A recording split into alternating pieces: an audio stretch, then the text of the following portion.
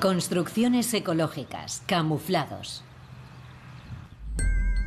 La arquitectura camuflada, ya sea bajo tierra o cubierta de vegetación, tiene una ventaja innegable. Forma una unidad con la naturaleza. Integrados perfectamente en el paisaje, estos edificios adquieren todo su esplendor cuando se les ve desde el cielo. En su búsqueda de los entornos ecológicos más bellos de la Tierra y bajo el signo del desarrollo sostenible y el confort, Construcciones Ecológicas va a recorrer el mundo para conocer a los constructores del futuro.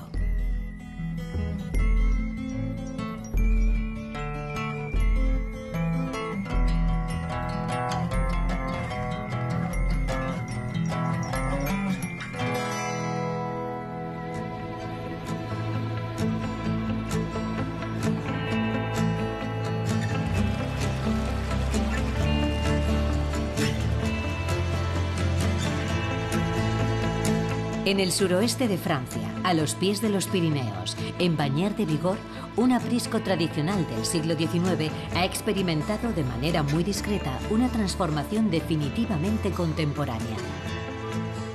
No estamos aquí para marcar el territorio ni para exhibirnos.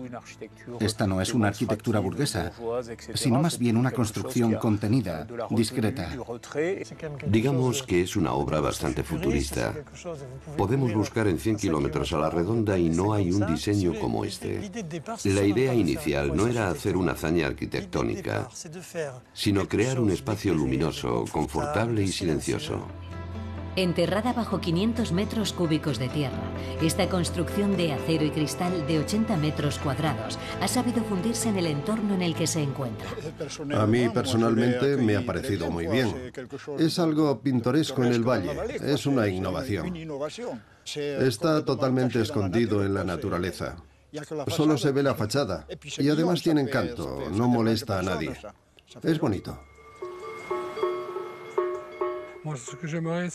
A mí me gustaría que cuando se construye un edificio o una casa, que se camufle en el paisaje, que no se vea como una verruga.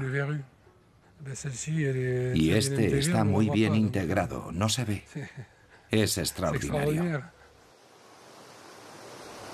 En este valle protegido por los arquitectos de edificios de Francia, esta construcción supera el desafío y se integra en el entorno en el que se encuentra. Me preocupaba mucho, tal vez porque me gusta la gente del lugar, la gente de la montaña. No quería perturbar su entorno ni su calidad de vida o su patrimonio. De manera que cuando hice el diseño con Juan Manuel y mi mujer, intentamos hacer algo que se integrara lo máximo posible. A partir de ahí había que ponerse manos a la obra. Pero cuando traes una excavadora de 50 toneladas para nivelar el terreno, hay hormigoneras dando vueltas y ves las caras de los vecinos que se preguntan si todo esto no será un disparate, te das cuenta de que no es fácil hacer una construcción así. Los trabajos terminaron. No invité a nadie, dejé que la gente fuera viniendo poco a poco. Un día se acercaron varias personas y les pareció que estaba muy bien. Yo les dije, cuando crezca la hierba y ponga los troncos en la fachada será aún más bonito. Desde luego, a mí no me importaría nada vivir en esa cabaña. Era un desafío que al principio resultaba un tanto, vamos a decir, comprometido. Pero a día de hoy estoy muy contento. Si soterrar el edificio aumenta su capacidad de aislamiento, para reforzar un poco más su inercia térmica, se colocaron piedras que había en el terreno en el interior de la casa. De ese modo, basta con una estufa de leña para calentar todo el conjunto.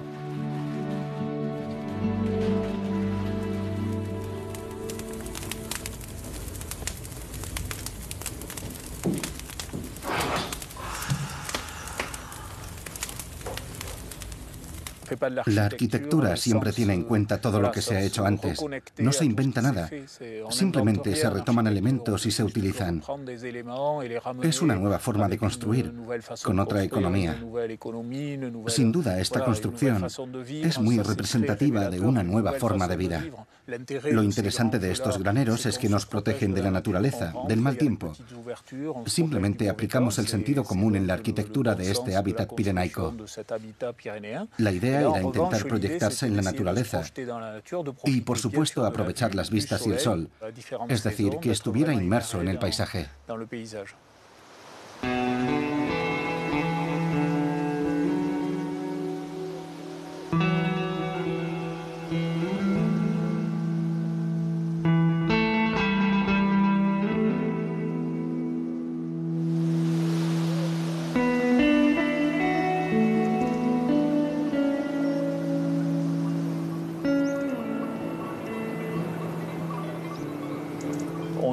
No quisimos desarrollar elementos tecnológicos o de otro tipo para calificar este edificio de medioambiental.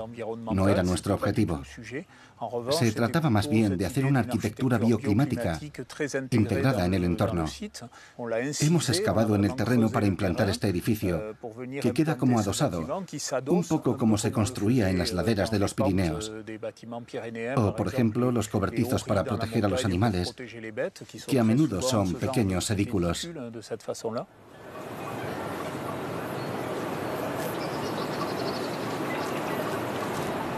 Hubo un fuerte impacto medioambiental durante las obras, eso es indudable. Pero después ya no sentí ningún tipo de preocupación. Yo sabía que la tierra que se extrajo para hacer los cimientos y la que estaba alrededor del edificio la pondría encima de la casa, con lo que recuperaría el terreno inicial. Y luego la leña que iba a cortar al bosque y que me serviría para calentarme durante el invierno también se integraría en la fachada. Así que excavamos en el terreno y obtuvimos los materiales in situ, y eso es muy interesante.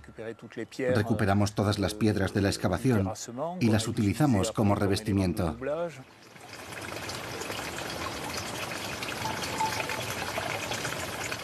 También aprovechamos que soterramos la construcción, lo que hace que la oscilación térmica sea muy reducida.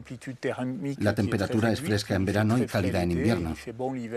No queríamos hacer una construcción decididamente contemporánea, con materiales llamativos. A veces bromeamos con hacer un platillo volante metálico. No era esa la filosofía. Queríamos ser contemporáneos en el enfoque, pero trabajar con materiales tradicionales del lugar.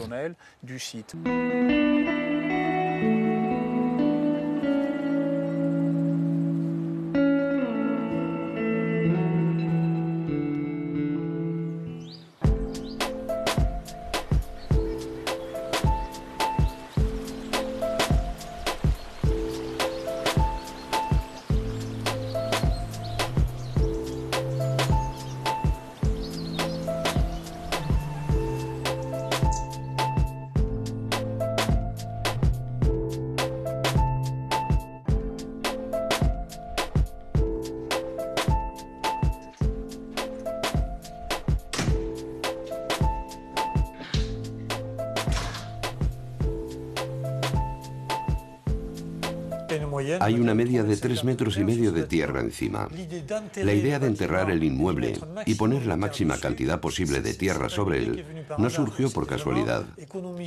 Esa es una forma de ahorrar energía, ya que al cubrirlo de tierra el edificio queda aislado. Aquí, la temperatura raras veces baja de 10 grados. Yo me caliento solo con madera de mi bosque. El 80% de la energía que uso para calentarme procede de la leña. Orientado totalmente al sur, el edificio aprovecha al máximo la luz del sol. Para reforzar el aislamiento, instalaron parqué macizo en el suelo y grandes ventanales con protección térmica para evitar cualquier pérdida de calor. La hierba que se ve desde aquí crece a partir de semillas de las flores de heno. Es lo que queda en el fondo de los graneros cuando los granjeros dejan de alimentar a los animales al final del invierno. Es una especie de polvo que forman las semillas.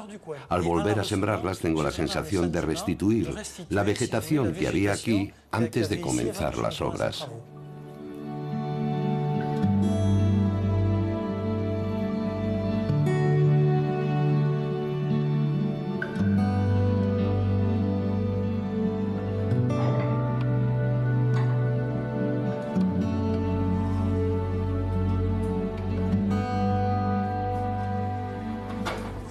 Esta habitación la utilizamos como una zona de ocio.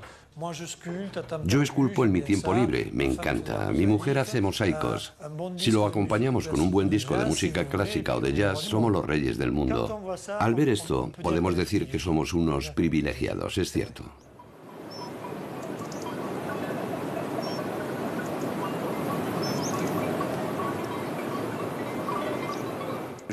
Yo creo que la arquitectura no siempre debe estar camuflada, pero la verdad es que en Europa estamos viendo cómo surge por todas partes un tipo de arquitectura espectáculo. Y eso no es lo que nos interesa. Por eso, para nosotros, el uso que se da a un espacio y la relación que existe con el entorno son elementos prioritarios.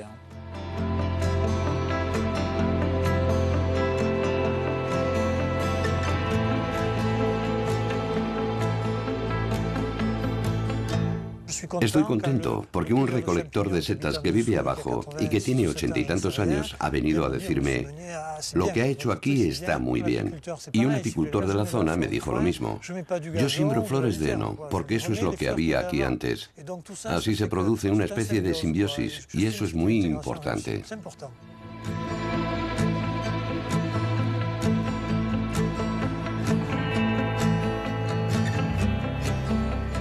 Nuestros antepasados vivían en cuevas y debajo de rocas. Era así, en aquellos tiempos era así. Disfruto mucho cuando 2 veces al año los lugareños traen sus vacas al prado. Me trae recuerdos de hace casi 60 años, cuando tenía 3 o 4 años. Sin duda, aquí me reencuentro conmigo mismo. Si tengo preocupaciones, vengo a relajarme aquí. En fin, este lugar es mi sitio. Desde los primeros esbozos hasta los últimos retoques, han sido necesarios más de 2 años para completar este granero ecológico de líneas depuradas, decididamente austero en su planteamiento y ejemplar a la hora de integrarse en este paisaje rural. Unos kilómetros más al norte, sin abandonar la región de Mediodía Pirineos y siguiendo el mismo criterio, construyeron una casa familiar que pretende ser lo más discreta posible y respetar al máximo el medio ambiente.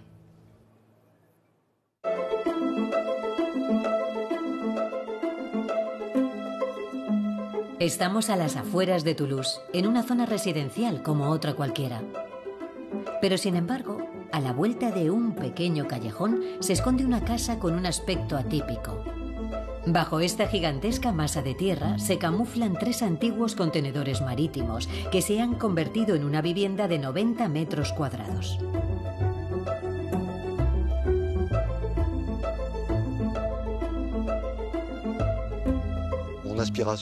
Mi propósito era tener una casa que fuera lo más discreta posible.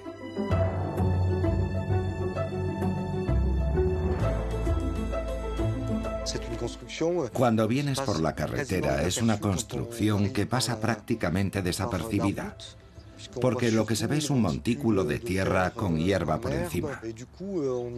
Nadie puede imaginar que debajo hay una casa que es una especie de almacén industrial reconstruido sobre unos contenedores marítimos.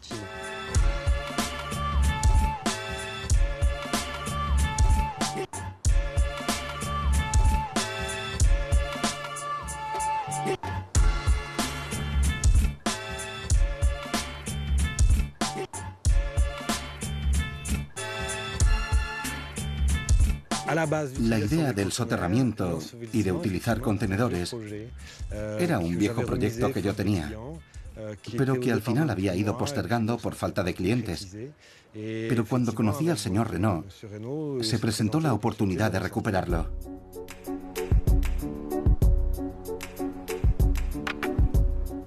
Elegí los contenedores sobre todo por el coste.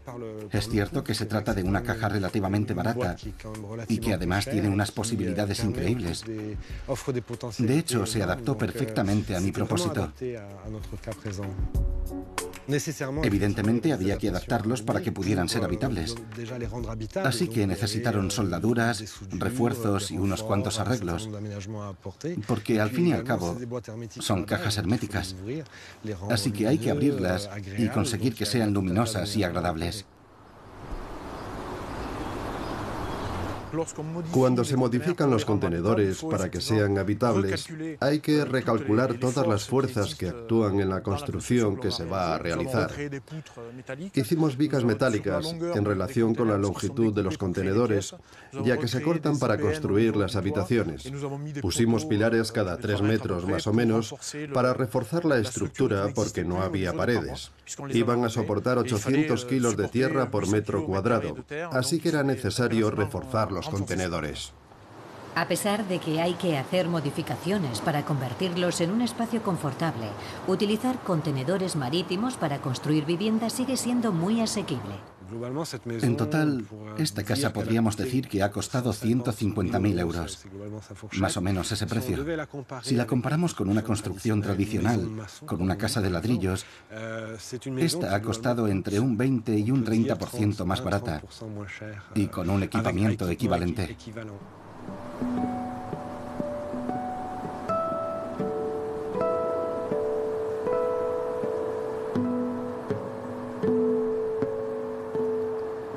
Ha sido muy valiente, porque yo he escuchado decir a mucha gente, ¿pero qué está haciendo? ¿Qué es esto?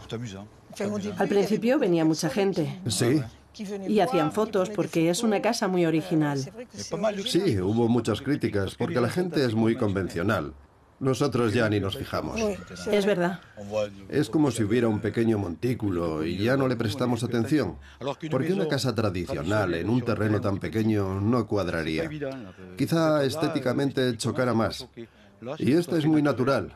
Él sí ha arriesgado porque al principio no sabía muy bien hacia dónde iba. Pero ahora... ¿Ha sido valiente? Sí, muy valiente. Sí. Tenemos vecinos valientes.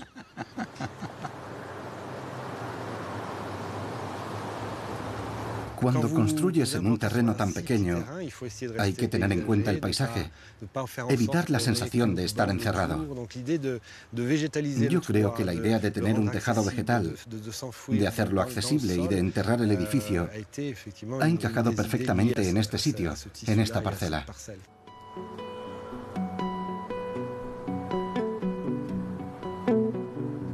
Para llevar a cabo su proyecto, Olivier contó con la ayuda de un gran número de personas. Durante las obras, muchos amigos, familiares y a veces algunos curiosos se ofrecían a echar una mano. Así que participaron en algunos trabajos. Esta casa se construyó gracias al esfuerzo de mucha gente.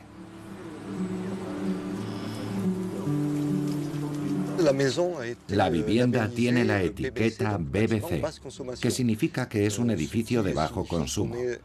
Por tanto, su gasto energético es mínimo. Y en gran medida eso se debe a la extraordinaria calidad del aislamiento, ya que es muy potente. Tenemos un nivel de impermeabilidad al aire extremadamente eficiente. Las partes exteriores de los contenedores se han cubierto con placas de poliuretano expandido de 9 centímetros de grosor. De manera que el poder aislante es muy importante. Y además está la tierra, que funciona como un escudo térmico enormemente eficaz tanto contra el calor como contra el frío. El garaje que está pegado al contenedor permite que entre mucha luz, pero tiene también otra función complementaria en lo que se refiere a la calefacción. En cuanto da el sol en el invernadero, la temperatura sube a más de 20 grados.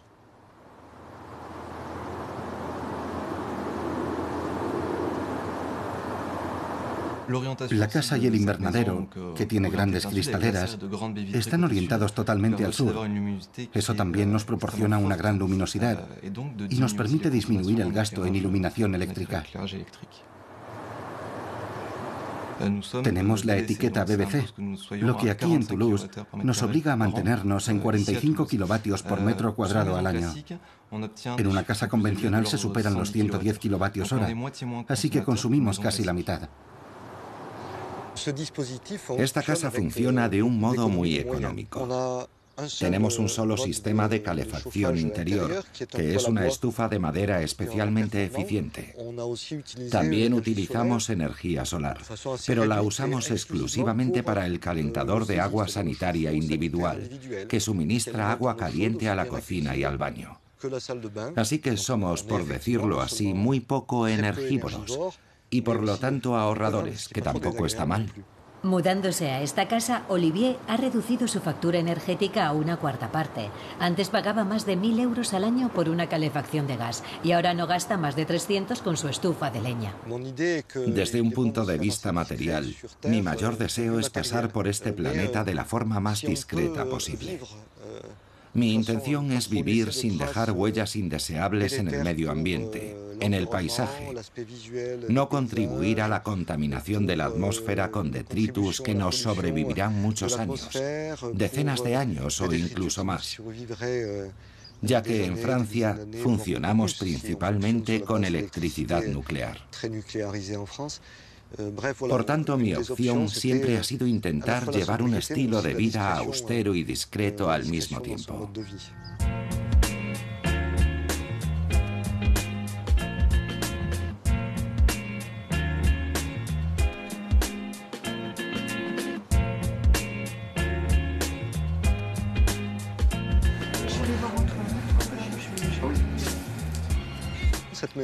Esta casa fue construida para un adulto y un niño. Mi objetivo era restringir lo máximo posible las habitaciones destinadas a los dormitorios, para que de ese modo pudiéramos tener un espacio bastante amplio en una sola planta, que nos permitiera circular de una forma cómoda y fluida, no solo físicamente, también visualmente.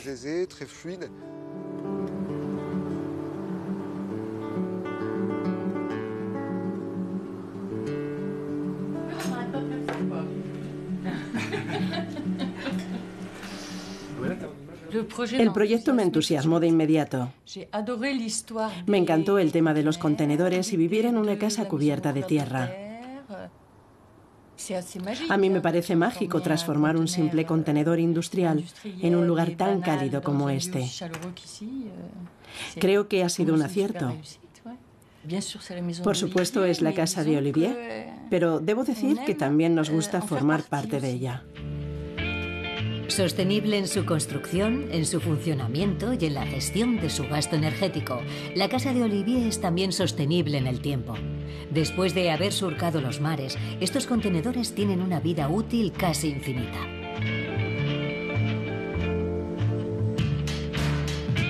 En cuanto a la vida útil de estos contenedores, hay que decir que se hicieron hace 40 años. Así que seguramente con la estructura que hemos fabricado, las protecciones suplementarias, el aislamiento exterior, la pintura del interior, etc., tenemos todavía contenedores para muchos años más.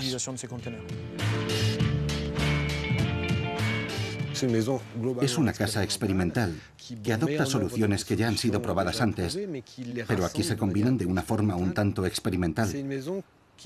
Hemos tenido que crear esta casa. No se ha prefabricado, así que no ha sido especialmente fácil construirla. De hecho, ha sido casi un empeño personal. Queremos mostrar este proyecto al público en general, para que lo puedan imitar. A nosotros nos gustaría encontrar cada vez más construcciones de este tipo en nuestro paisaje.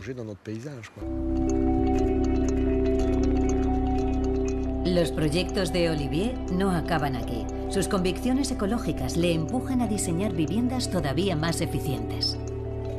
Mi sueño es ir aún un poco más allá y terminar teniendo una casa pasiva. Lo ideal sería poder contar con diversos sistemas energéticos que permitan generar la energía suficiente como para hacer funcionar la casa en su totalidad. Tampoco hace falta gran cosa, una pequeña turbina eólica en el tejado y algunos paneles fotovoltaicos complementarios. En realidad hace falta muy poco para tener un saldo energético positivo. Enterradas bajo varios metros cúbicos de tierra o delicadamente encajadas en una colina, estas construcciones sorprendentes viven en perfecta simbiosis con la naturaleza.